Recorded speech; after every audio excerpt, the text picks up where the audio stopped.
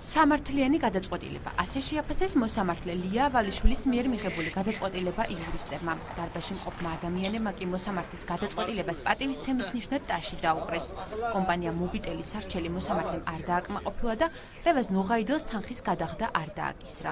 ჩვენ მაგალითად დიდი გახარებული ვართ დღეს, რომ ასეთი გადაწყვეტილება მიიღოს სასამართლომ, კმაყოფილი ვარ სასამართლოსი, დამცველი ჩვენი ადვოკატების და ყველა ამ სისტემის, რომელმაც სიმართლე აღიარა. აქ არავითარი მიდგომა მიკერძება არ ყოფილა. ითქვა მხოლოდ სიმართლე.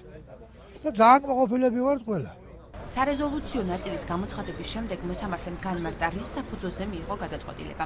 მოსამართლე ავალიშვილს მიაჩნია, რომ მობიტელის სარჩელში მტკიცებულებები დაუსაბუთებელი იყო. მოთხოვნილი 178,000 ლარი კი მიყენებული ზიანის ოდენობას არ შეესაბამებოდა. მადლობა მინდა გადაუხადო მოსამართლეს და რა თქმა უნდა, რომ გამოიტანა ჩემს სასარგებლოდ გადაწყვეტილება. ნოღაიდილის უფლებებს სასამართლოში დემოკრატიის ინსტიტუტის იურისტები იცავდნენ. სასამართლო პროცესზე დღეს ბილაინის წარმომადგენლები არ გამოცხადდნენ.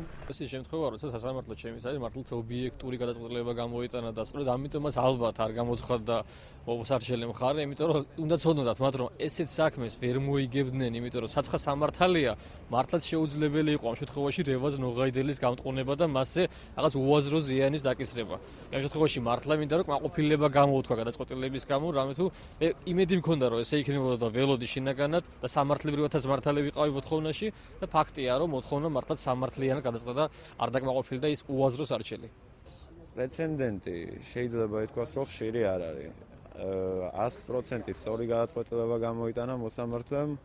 ვერ ვიტყოდი სამწუხაროდ რომ საქართველოს სასამართლოებში ყოველთვის ესეთი სწორი გადაწყვეტილება გამოდის, მაგრამ ყოველ შემთხვევაში ამ შემთხვევაში ძალიან კმაყოფილი დავრჩით არა მარტო ჩვენს, არამედ წარმომადგენლები, ჩვენ აქ ვესწრებოდნენ სხვა არასამთავრობო ორგანიზაციის წარმომადგენლები და ყველა ამაზრზეა რომ სასამართლომ 100% სწორი გადაწყვეტილება გამოიტანა.